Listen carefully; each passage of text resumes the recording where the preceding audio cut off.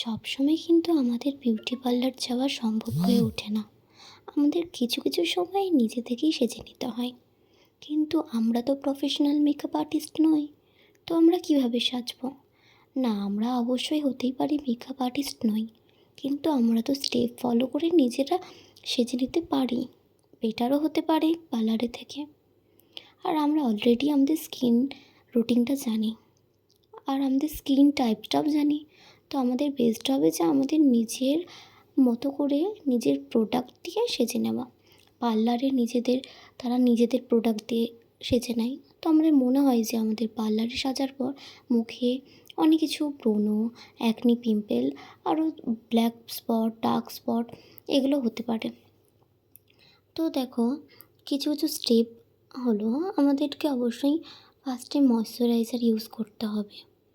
Moisturiser use করার পর face serum use করতে হবে। তারপরে আমরা কোনো একটা ভালো ব্র্যান্ডেড ফাউন্ডেশন নেব। আমি নিয়েছি ল্যাকমি মুজ ফাউন্ডেশন। দেন আমাদের কনসিলার ইউজ করতে হবে।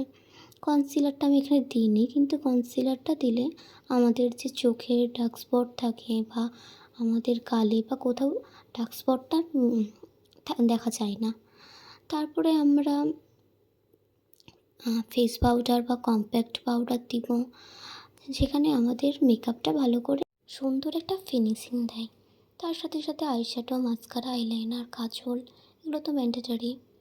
হাইলাইটার, তারপরে ব্লাশার দেওয়া, এগুলো তো একটা নর্মাল একটা দিতেই হয়।